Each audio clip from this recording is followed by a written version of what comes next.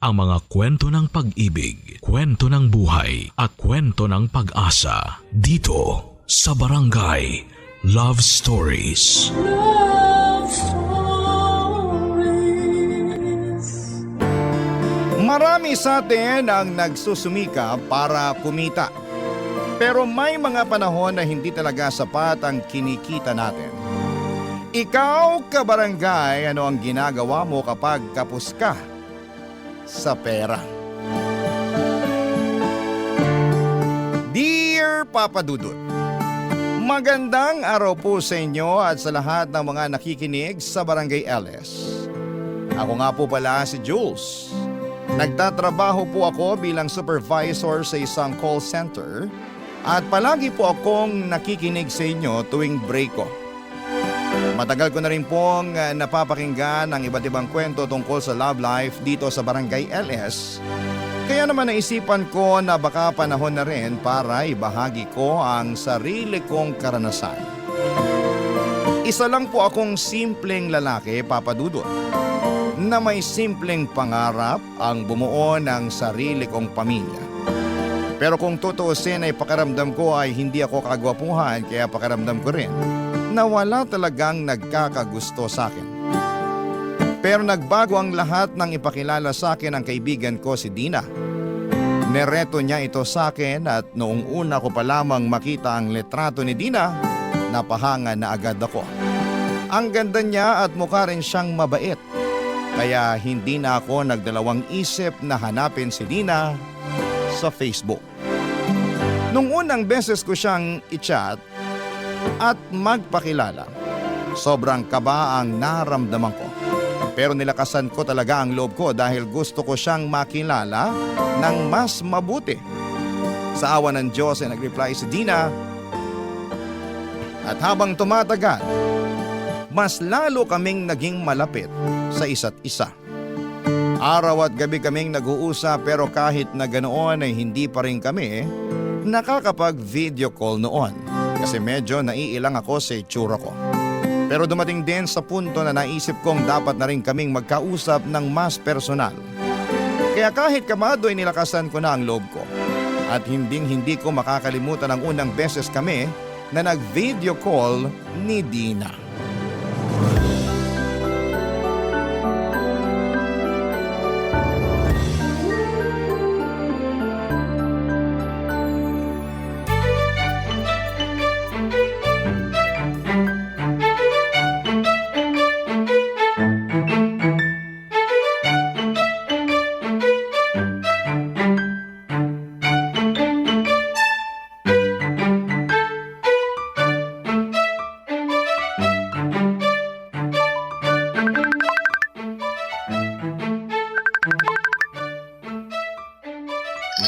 Hi, Jules. Kumusta ka? Eto, okay lang. Ikaw? Okay lang din. Kumain ka na ba? Oo. Teka lang. Itapat mo ng maayos yung camera mo. Hindi kasi kita makita ng maayos eh. Pasensya ka na ha. Nahihiya kasi ako eh. Ha? Bakit naman? Paano ba naman kasi?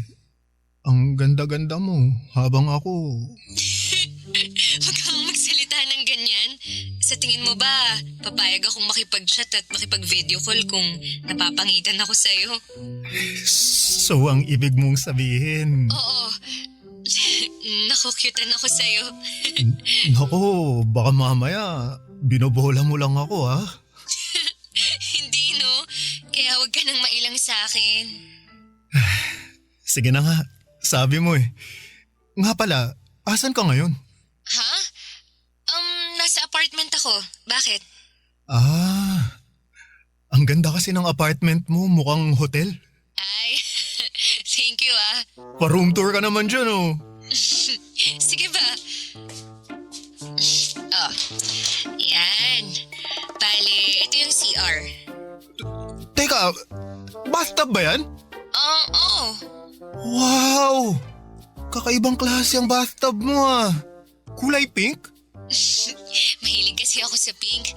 Tsaka sa totoo lang, yung bathtub na yan ang dahilan kung bakit kinuha ko tong apartment na to.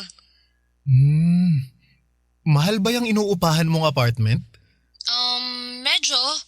Pero ayos lang sa akin yun. Kasi yun naman talaga ang dahilan kung bakit nagpapakapagod tayo sa trabaho, di ba? Para mas magkaroon tayo ng maginhawa at saka komportableng buhay. Kung sa bagay. Anyway, ito naman yung kusina ko. Oh, ayan. Wow! Ang lakas naman makasosyal ng kusina mo. At talagang induction cooker pa yung gamit mo. Aba, syempre naman. Para iwas sunog na rin, di ba? Pero, hindi ba mahal sa kuryente yan? Medyo. Pero okay lang. Mas mapapamahal ako kung masusunog tong apartment. Ikaw talaga. Teka lang. Ano yung nasa gilid? Ha? Saan dyan? Ayan o, yung glass case. Sandali lang ah. Ito yung perfume collection ko. Grabe, ang dami. Mahilig ka pala sa perfume? Hindi ba obvious? Kapag nai-stress ako sa trabaho, yung ginagawa kong stress reliever ay yung mangolekta ng bagong perfume. Pero, hindi ba mahal yan? Alam mo ikaw, kuripot ka siguro, no? Paano mo naman nasabi? Ang dami mo kasing comments tungkol sa mga gamit ko dito sa apartment eh. Hindi naman sa ganun.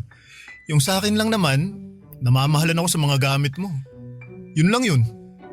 Para saan pa yung kinikita natin kung hindi natin ibibili ng mga bagay na makapagpapagaan ng loob natin, di ba? Tsaka isa pa, hindi mo rin naman madadala sa hukay yung pera mo kapag namatay ka. Nandun na ako. Pero naniniwala kasi ako na dapat marunong tayong magtipid kasi hindi natin alam kung kailan tayo mauubusan ng pera, di ba? Kaya nga ako nagtatrabaho eh, para hindi ako maubusan ng pera. Pero alam mo, ang cute mo pag tumatawa.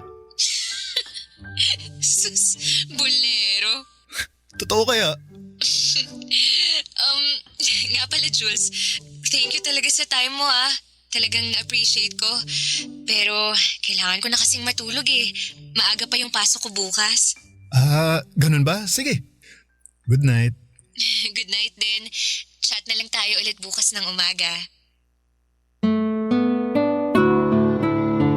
Aaminin ko po sa inyo, Papa Dudut, na medyo nabigla talaga ako nang makita ko ang mga gamit ni Dina.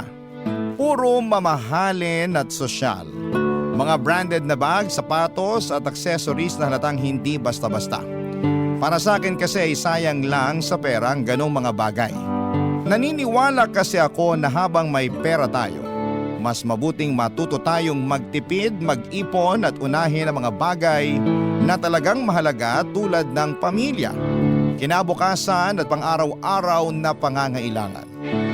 Pero kahit magkaiba kami ng pananaw ni Dina pagdating sa pera, hindi ko siya hinusgahan.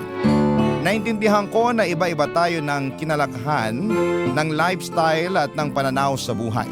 Mas pinili kong unawain siya at mas kilalanin kung sino talaga siya bilang isang tao. Hindi base sa mga gamit niya, kundi base sa ugali niya, sa puso niya, at sa kung paano siya makitungo sa akin.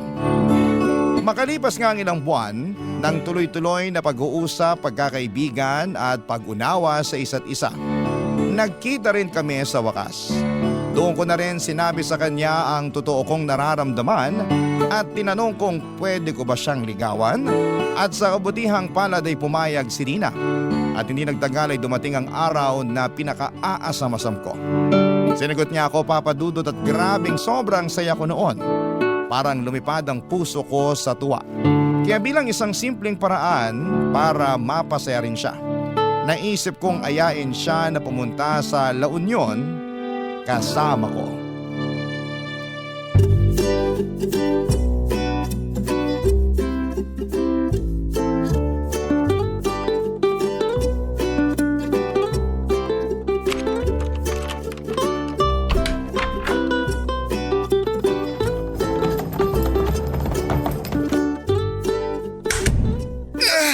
Salamat sa Diyos. Nakapag-check-in na rin tayo sa wakas. Mismo. Grabe, Pakiramdam ko para na akong masusuka sa biyahe. Nga pala babe, thank you talaga dito sa treat mo ah.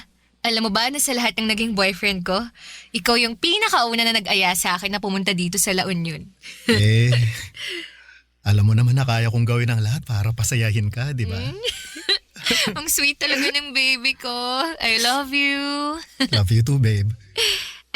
Nga pala, may gusto akong ibigay sa'yo. May sorpresa ka para sa akin? Aba, syempre naman. Sagot mo kaya yung hotel at pamasahe natin. Kaya dapat lang na may gift ako para sa'yo. Ano ka ba naman? Maliit na bagay. Hindi ka na dapat nag-abala pa. Pero nandito na to. Kaya tanggapin mo na lang, ha? Saglit lang ha. Kukunin ko lang sa maleta yung surprise ko para sa'yo.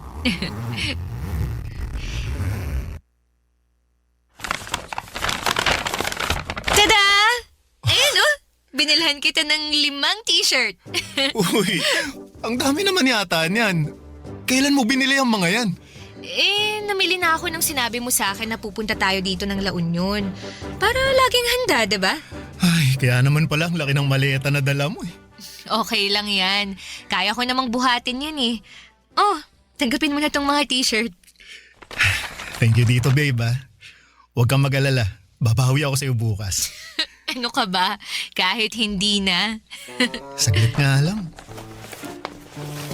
May price tag pa tong mga t-shirt oh. 4,000 isang piraso? Saan mo naman nabili tong mga to? Bakit ang mahal? E di syempre sa department store. Okay na yung mahal. At least matagal masira, diba? Ay, dapat sa ukay-ukay ka na lang namili. Alam mo ikaw, matagal ko nang napapansin na sobrang higpit mo pagdating sa pera. Naniniwala kasi ako na hindi naman natin kayang magtrabaho habang buhay. Kaya habang bata pa tayo, dapat marunong na tayong mag-ipon. Ewan ko sa'yo. Basta ako, naniniwala ako na dapat matutunan mo rin na i-enjoy yung pera mo while you're still young. You only live once. Ganun. Tsaka isa pa, hindi mo rin naman madadala yung pera mo sa langit, di ba? Kaya dapat, lubus-lubusin mo na kung anong meron ka ngayon. Dina, dapat alam mo rin yung mga limitasyon mo pagdating sa paggastos ng pera. Alam mo, nakakatawa ka. Bakit naman? Yung mga ex ko nga dati, tuwang-tuwa tuwing binibigyan ko sila ng regalo eh. Pero ikaw, kakaiba ka. Ikaw lang yung kilala kong nagdadalawang isip pa tuwing binibigyan ng regalo. Lumaki kasi ako sa hirap eh, kaya palagi akong nag-iingat pagdating sa pera. Jules, ganun din naman ako. Yung mama ko, kasambahay lang. Tapos yung papa ko, construction worker. Isang kahig, isang tuka lang yung pamilya ko nung nasa high school pa kami. Kaya nung natanggap ako sa trabaho ko bilang insurance agent, pinangako ko na ibibigay ko sa sarili ko yung buhay na hindi ko makamit-kamit nung bata pa ako. Kaya naman pala. Mas naiintindihan ko na ngayon kung saan ka nang gagaling. Mabuti naman kung ganon. Kasi may surprise pa ako para sa'yo. Teka lang ah. Ito, perfume. Magkano naman bili mo dito? 10,000 lang yan. Ano? Limited edition kasi yung perfume na yan. Kung tutuusin nga, mura na yun eh. Kasi nakasale pa yan nung binili ko. Huwag ka na ngang magtanong ng kung ano-ano dyan. O eto, tanggapin mo na lang. Sige na nga, gift mo sa akin to eh. Thank you dito ah. Maliit na bagay.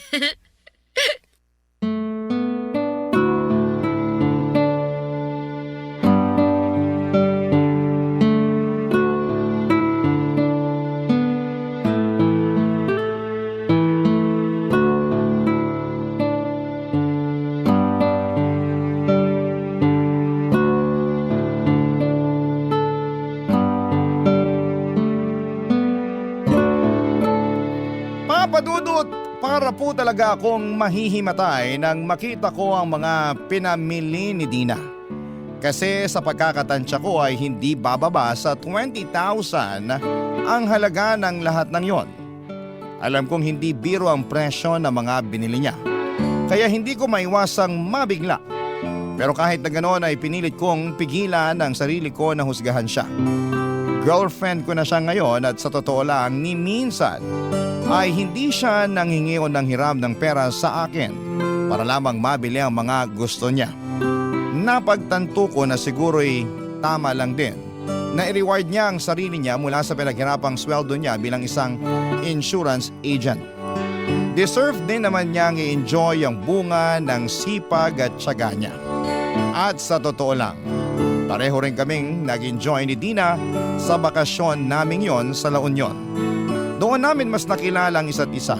Yung mga simpleng ugali, maliliit na hilig, pati na rin yung mga bagay na nagpapasaya sa amin. Dahil sa mga sandaling yon ay mas lalo kong naramdaman kung gaano siya kahalaga sa akin. Noon ko talaga nasabi sa sarili ko, si Dina na ang babaeng gusto kong makasama at mahalin habang buhay. Barangay Love Stories. Barangay Love Stories. Makalipas ang ilang buwan ay mas lalo pang tumatag at lumalim ang relasyon namin ni Dina.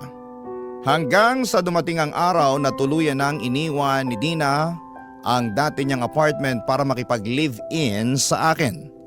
At sobrang saya ko noon, Papa Dudut, kasi pakiramdam ko ay unti-unti na naming binubuo ang buhay na matagal ko nang pinapangarap. Pakiramdam ko noon ay konti na lang at nahantong na talaga sa kasalan ang relasyon namin. At kahit magkasama na kami sa isang bubong, sinisikap ko pa rin iparamdam kay Dina araw-araw kung gaano siya kahalaga sa akin. Hindi ko nakakalimutang ipakita na siya lang ang babaeng mamahalin ko habang buhay. At handa akong tanggapin at mahalin siya ng buo kahit ano pa ang nakaraan o pagkukulang niya. Pero isang gabi habang mahimbing kaming natutulog, nagising ako sa sunod-sunod na pag-vibrate at pag-ilaw ng cellphone. At cellphone pala ni Dina yon. Kinuha ko yung cellphone niya sana para i-silent na lamang, pero hindi ko naiwasang mapansin na may sunod-sunod na mensahe mula sa iba't ibang numero. At doon ako biglang kinabahan, Papa Dudut.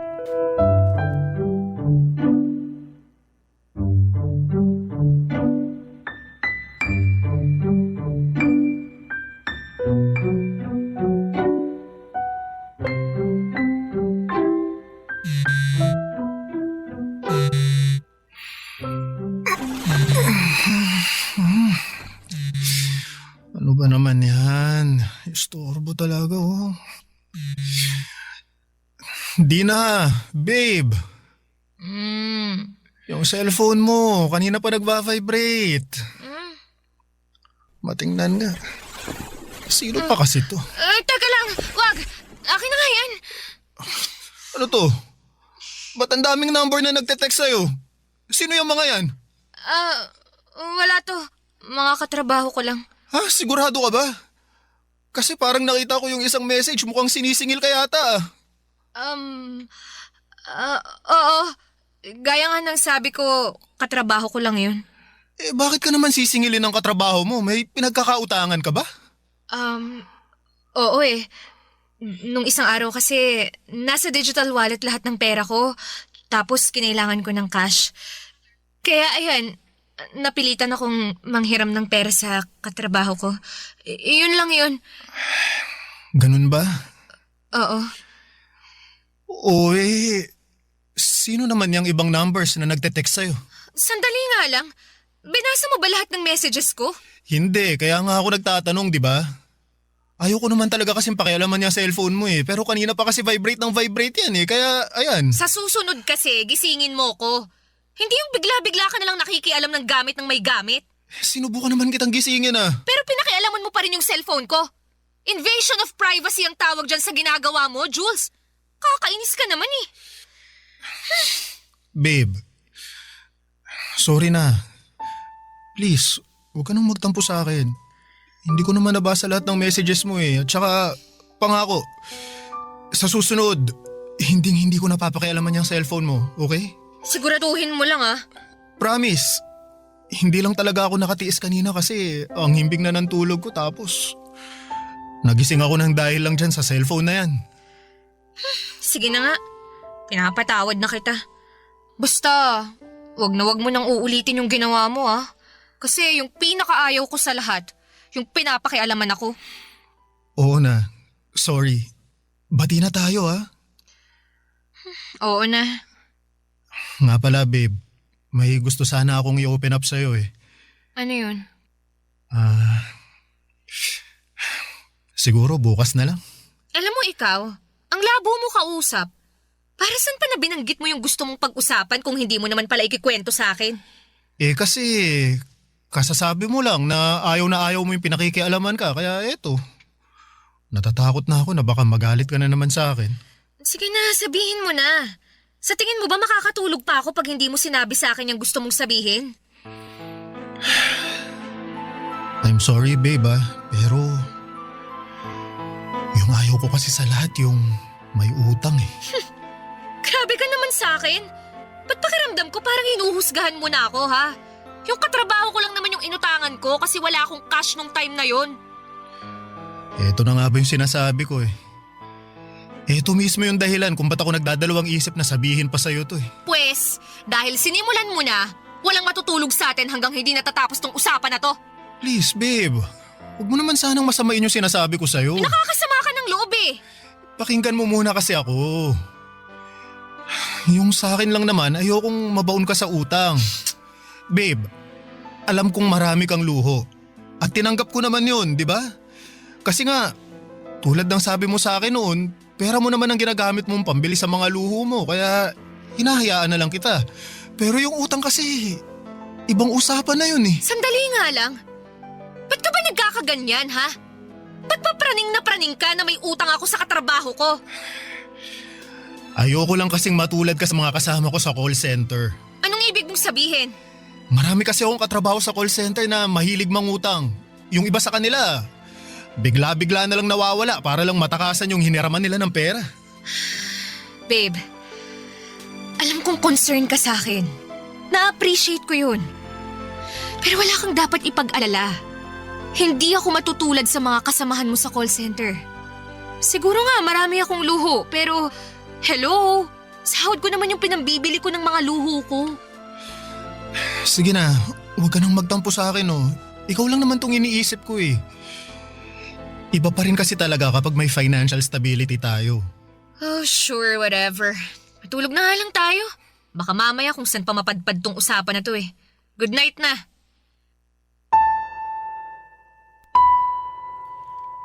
Noong gabing yon ay ramdam kong medyo nainis sa akin si Dina. Pero kahit ganun pa man ay wala akong pinagsisihan sa mga sinabi ko. Alam ko sa sarili ko na kapakanan lamang niya ang iniisip ko noon. Marami kasi akong kakilala sa call center na nalunod na sa utang. Yung tipong patong-patong na ang utang sa mga katrabaho tapos ay bigla na lamang maglalaho, mag-aawol para lamang takasan yung mga pinagkakautangan nila. Ang iba pa nga ay lilipat ng ibang kumpanya tapos ay uulit lamang sa parehong cycle. Ayoko ng ganong klase ng buhay. Gusto ko yung simple lang, may peace of mind, walang iniisip na bayarin at syempre gusto ko na ganon din ang magiging partner ko sa buhay. Pero habang tumatagal ay parang ang hirap makamit ng peace of mind na yon. Napapansin ko kasing mas lalo nang dumadalas ang pag-online shopping ni Dina. Kung ano-ano ang mga binibili niya. Bagong cellphone, mga bag, sapatos, mamahaling pabango at kung ano-ano pa. Nung una ay hinayaan ko lamang, sabi ko sa sarili ko ay deserve naman niya. Kasi kita ko rin naman yung effort at sipag niya sa trabaho bilang insurance agent. Pero sa totoo lang ay dumating din ako sa punto na napaisip ako kung paano niya pinagkakasya ang sahod niya sa lahat ng ginagastos niya. Hanggang isang gabi habang kumakain kami ni Dina sa isang restaurant, bigla na lamang may nangyari na unti-unting sasagot sa mga katanungan ko, Papa Dudut.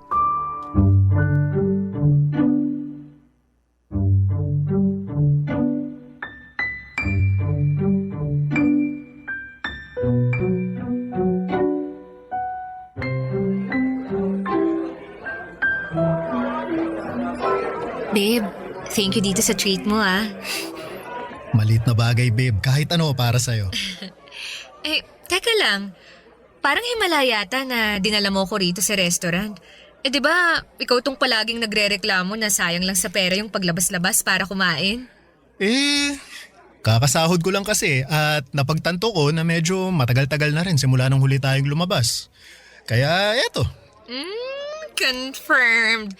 Mahal na mahal mo nga talaga ako. naman. At mahal na mahal din kita kahit kuripot ka. Uy, hindi ako kuripot ha. Maingat lang talaga ako sa pera, alam mo yan. Alam mo minsan, natatawa na lang ako eh. Bakit naman? Hindi ko kasi magets kung bakit tayo nagkasundo at nagkatuluyan eh. Isipin mo kuripot ka. Ano ba naman yan? Hindi nga ako kuripot. Tapusin mo na muna kasi ako. Anyway, kuripot ka, tapos ako naman maraming luho. Pero kahit magkaiba yung personalities natin, nagkakasundo pa rin tayo, di ba? Alam mo, babe, nung una hindi nga ako natutuwa sa mga luho mo eh. Pero habang tumatagal, napaisip rin ako na siguro deserve mo naman yung mga pinamimili mo kasi galing naman ang lahat ng yun sa hard work mo, di ba? Tama ka dyan. Ay, asa na nga ba yung dessert na in-order natin? Ba't ang tagal? Kaya nga eh. Uy, babe, yung cellphone mo nagre-ring. Ay, Uy, bakit mo naman pinatay? Baka importante yun. naku wala. Katrabaho ko lang yun. Anyway, tawagin mo na kaya yung waiter, babe. Mag-follow up ka? Mamaya na, bigyan na lang natin ng 5 minutes. Tapos kapag wala pa, saka na ako magfa-follow up. Sige. Teka, kanina pa ring ng ring yan eh. Pakiramdam ko mukhang importante yan. Sagutin mo na lang kasi. Hindi na kailangan. Gaya nga ng sabi ko, hindi naman importante yun. Uy, ayos ka lang?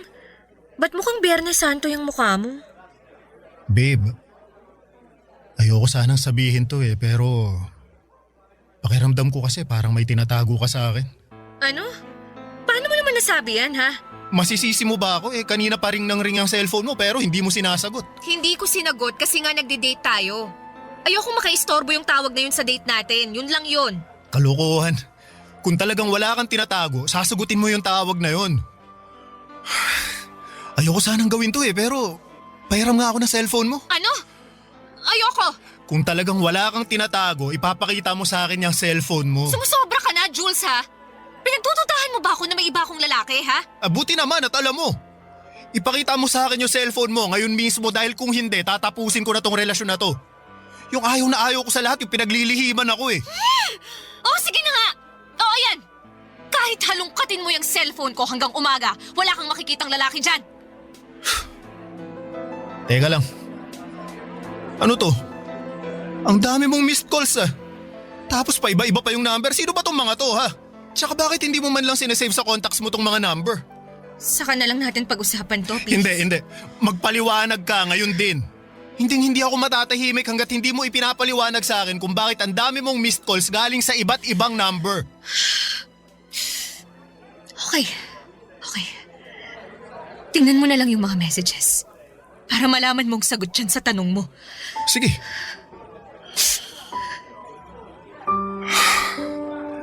Babe, ang daming naniningil sa'yo. Paano nangyari to, ha? Jules, may problema ako sa pag-iisip. Ano? Anong ibig mo sabihin? Last year, nung pumunta ako sa isang psychiatrist, sinabi sa akin ng psychiatrist na may compulsive buying disorder ako. Hindi ko makontrol yung sarili ko sa paggasta ng kung ano-ano. Ay, Dina. Alam mo naman pala na may problema ka. Bakit hindi mo tinuloy yung pagpunta sa psychiatrist? Kasi tuluyan na akong kinain ng buwisit na disorder na to. Nung una, nagagawa ko pa namang pagkasyahin yung sahod ko sa mga luho ko eh.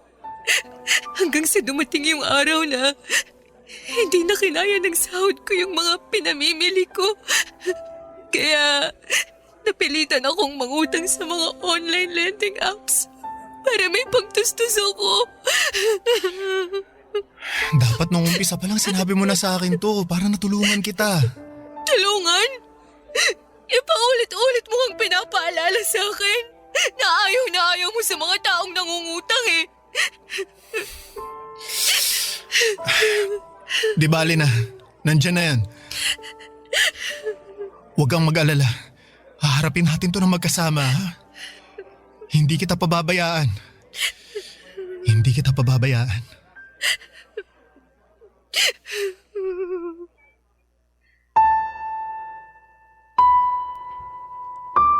Inis na inis talaga ako kay Dina noong gabing yon, pero mas nangibabaw pa rin sa akin ang awa at malasakit. Hindi ko kayang hiwalayan siya ng basta-basta, lalo na dahil sa mga utang niya. Kaya imbis na layuan ko siya ay pinili ko na lamang na tulungan siyang unti-unting bayaran ang mga pinagkakautangan niya. Sa mga panahong yon ay palihim din ako nag-iipon para kahit papaano ay magkaroon kami ng sapat na pera na pangkonsulta sa psychiatrist. Kasi ramdam ko na kailangan na talaga ni Dina ng tulong. Pero lalo lang naging mabigat ang sitwasyon namin nang hindi na makontrol ni Dina ang pagsha-shopping online. Tuwing pinapa-return to sender ko ang mga package na dumarating ay nagwawala siya. Umiiyak at halos hindi ko na siya makausap ng maayos.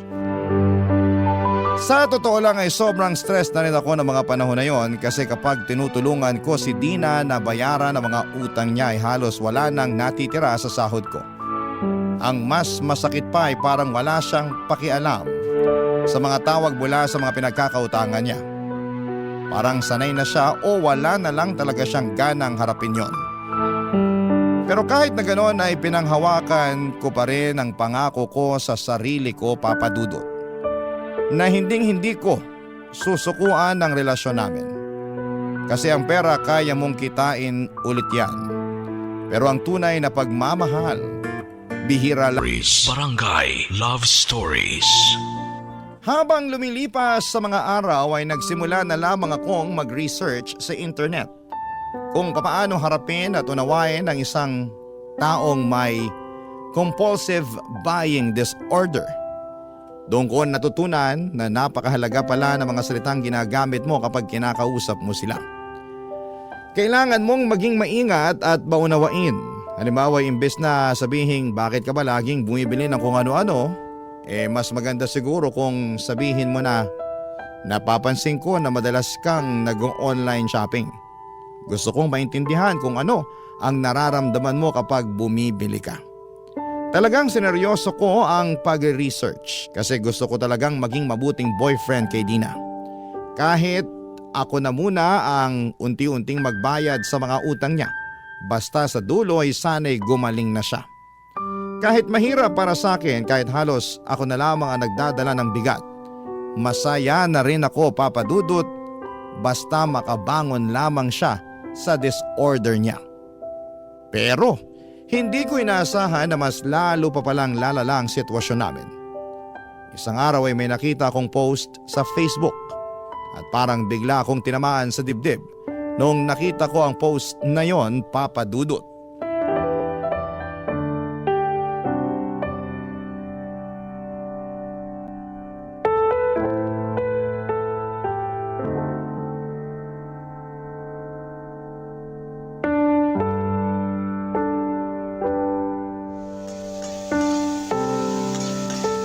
Dina! Babe! Halika nga muna dito. Ano ba kasi yun? Nagluluto pa ako eh. Mamaya mo na tapusin yan. Halika dito. Ano ba kasi yun? Oh, ano? Yan. Nakita mo na ba yung Facebook mo? Ha? Hindi pa. Bakit mo natanong? Tingnan mo to, ha. Pinagpepiestahan ka na ng mga kaibigan at katrabaho mo online. May isa kang katrabaho dito, galit na galit kasi hindi mo pa daw nababayaran yung utang mo sa kanya. Sus, maliit na bagay. Hayaan mo na muna yan. Buburahin niya din yan kapag nabayaran ko na siya. Yung sinasabi dito, magdadalawang buwan na raw yung utang mo sa kanya. At sa ginawa niyang pag-post sa akin, sa tingin niya magkakaroon pa ako ng gana para bayaran siya? Ha! Nako, manigas siya. Sige na, tatapusin ko pa yung niluluto ko. Teka, Dina, sandali lang, ha. Ibig mong sabihin wala kang balak na bayaran yung katrabaho mo? Meron naman. Pero anong magagawa ko? Wala pa akong pambayad eh. Delayed yung sahod ko ngayong buwan na to, kaya mag-antay siya kamo. Saglit lang. Ano yung ginagawa mo, ha? Teka, sandali lang. Ano nga? O ayan. Nagpadala ako ng pera sa bank account mo para may pambayad ka dun sa katrabahong inutangan mo. Maliit lang na amount yan pero makakatulong na rin para mabawas-bawasan man lang yung utang mo sa kanya. Thank you sa pinadala mo ha. Huwag kang mag-alala. Ibibigay ko to sa kanya. At di na utang na loob. Pakiusapan mo yung katrabaho mo na yun na burahin na yung post niya tungkol sa'yo sa Facebook ha. Nakakahiya yung ginawa niya. Oo na, huwag kang mag-alala. Ako nang bahala ron. Sandali lang ah. May tao ron sa labas. Wag na, ako na. Bumalik ka na lang muna dun sa kusina. Oo na, nandyan na, sandali. Kulit. Huh? Ano to? Dina! Dina!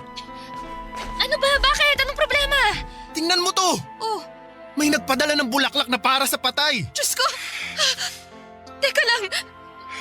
Bakit nakalagay yung pangalan ko dyan? Nasaan na yung walang yung delivery boy na nagpadala nito, ha? Kakausapin ko! Wala na unadat ng tao pagbukas ko ng pintuan. Basta-basta na lang iniiwan yan sa labas ng apartment natin. Sandali nga lang.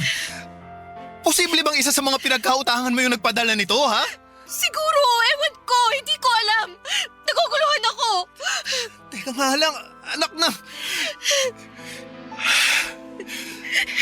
Ginamit mo ba yung address natin sa pangungutang mo, ha? Ha? Oo, babe. Pero I'm sorry, hindi ko naman alam na padadala nila ako ng bulaklak para sa patay eh. Alam mo, Dina, ayoko na. Siguro, mas makakabuti para sa ating dalawa kung maghiwalay na lang tayo. Teka nga lang, natutuwag ka ba nang dahil lang sa bulaklak na yan? Ang hina mo naman yata. Hindi lang yun. Alam ko na may sakit ka. At pilit kitang iniintindi. Pero alam mo kung ano yung mahirap sa'yo? Ni minsan hindi mo man lang sinubukan na tulungan niya sarili mo eh. Hindi mo ba napapansin na ako tong nagpapakahirap sa trabaho para lang mabayaran yung mga pinagkakautangan mo? Talaga ba, ha? So ano yun? Nanunumbat ka, ganon, ha? Hindi ako nanunumbat kasi sariling desisyon ko yung tulungan ka para mabayaran lahat ng pinagkakautangan mo. Pero yung hindi ko lang matanggap-tanggap, yung parang wala kang balak na ayusin niya sarili mo. Yung tipong nakakatulog ka ng mahimping sa gabi kahit ang dami-dami ng taong nagagalit sa'yo dahil dyan sa mga utang na yan. Hindi ko pinangarap ang ganitong klaseng buhay, Dina. Buong buhay ko nagsumikap ako para hindi ako magkautang. At ayoko na yung pakiramdam na parang hinihila mo ako pababa kasama mo. Pwes kung ganon, edi sige. Mas mabuti pa nga maghiwalay na lang tayo. Maghiwalay na lang tayo! O sige! Pero isa lang ang sasabihin ko sa'yo, Dina. Sana gamitin mo ang pagkakataon to para tulungan yung sarili mo. Maniwala ka sa akin, hindi ka aasenso sa buhay kung ipagpapatuloy mo ang ginagawa mong pangungutang. Hiwalay na tayo, di ba? Kaya wala ka ng karapatan na paghimasukan pa yung buhay ko.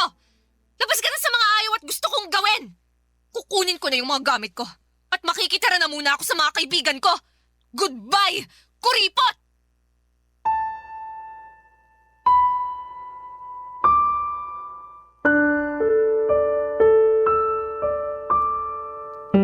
Talagang napuno na ako noong araw na yon, Papa Dudut. Doon ko rin napagtanto na ang hirap palang tulungan ng isang taong ayaw tulungan ng kanyang sarili. Noong mismong araw na yon ay umalis si Dina at tahimik lamang siyang nag-impake at blinak niya din ako sa Facebook. Makalipas nga ang ilang linggo ay napagdesisyonan ko na rin po na lumipat ng bagong tirahan. Sobrang dami na kasing alaala ni Dina sa dati kong apartment at gusto ko na rin po makapag-move on kahit papaano. Aaminin ko na may mga araw pa rin na nalulungkot ako. Lalo na tuwing naaalala ko siya. May mga gabi na bigla na lamang akong napapaiyak. Lalo na kapag bumabalik sa isipan ko yung mga pinagsamahan namin. Pero kasabay noon ay naaalala ko rin kung gaano kabigat yung pinagdaanan ko noon. Yung stress, yung pagkalunod sa problema at yung halos maubos na ako sa kakabayad sa mga utang na hindi naman akin. At dahil doon ay mas naging buo ang loob ko na tama lang ang naging desisyon kong tapusin ang relasyon namin. Lumipas nga ang ilang buwan at naging mas tahimik ang buhay ko, Papa Dudut. Sa totoo lang ay wala pa akong balak pumasok ulit sa panibagong relasyon. Nakatuon na lang muna ako sa sarili ko, sa trabaho, sa ipon at sa muling pagbuo ng sarili kong kapayapaan. Pero isang araw sa hindi inaasahang pagkakataon ay paulit-ulit akong tinawagan ni Dina sa cellphone. Laking gulat ko nang malaman ko na in-unblock na niya pala ako.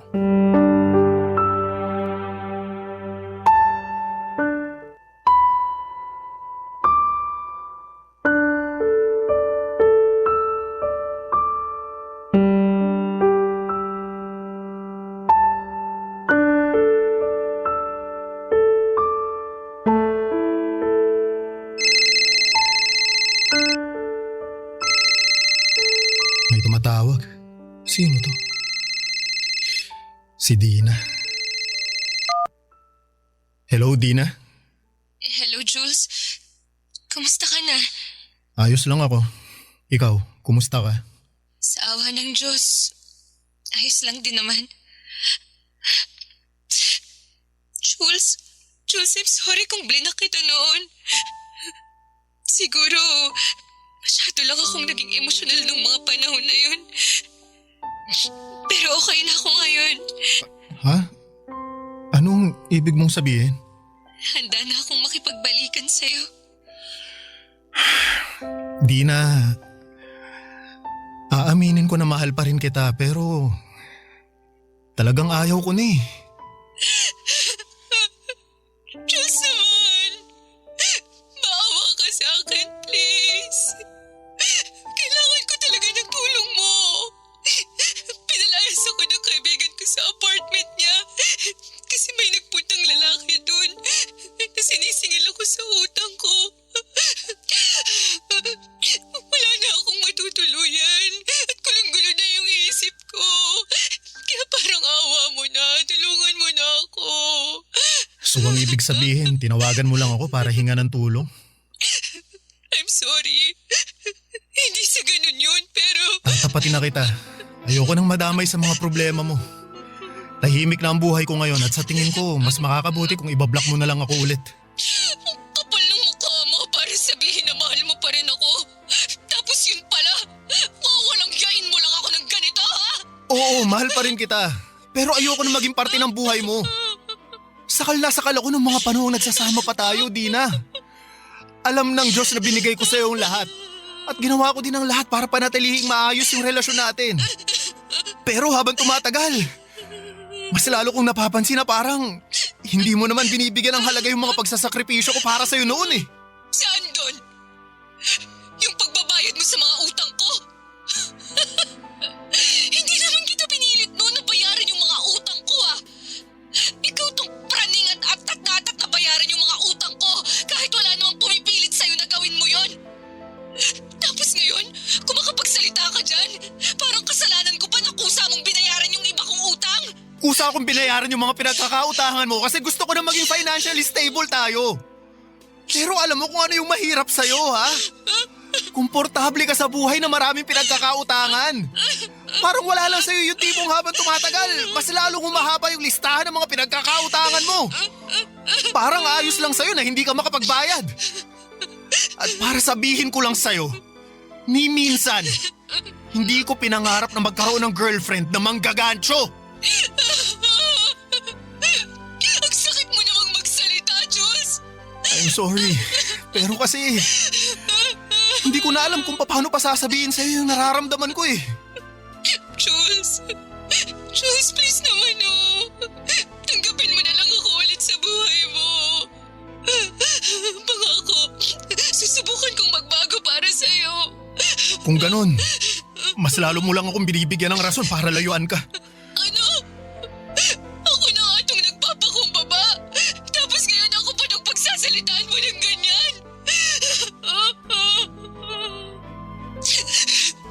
Malinaw na sa akin na hindi mo naman talaga ako minahal. Kasi kung mahal mo ako, hindi ka magdadalawang isip na tulungan ako. At kung mahal mo ako, hindi mo ako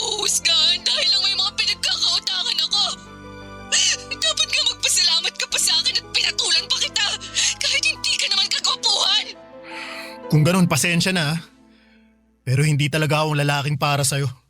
Mas pipiliin ko pa ring saktan ka gamit ang katotohanan kaysa lambingin ka gamit ang kasinungalingan.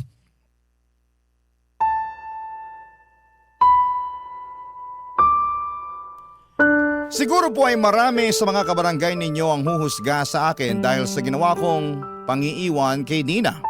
Pero gusto ko lamang pong sabihin na ginawa ko ang lahat ng makakaya ko para sa ikabubuti naming dalawa. Sa huli si Dina pa rin ang piniling hindi tulungan ng sarili niya. Wala pong masama sa pagsalba sa sarili mo mula sa isang sitwasyong alam mong hindi na nakakabuti para sa iyo.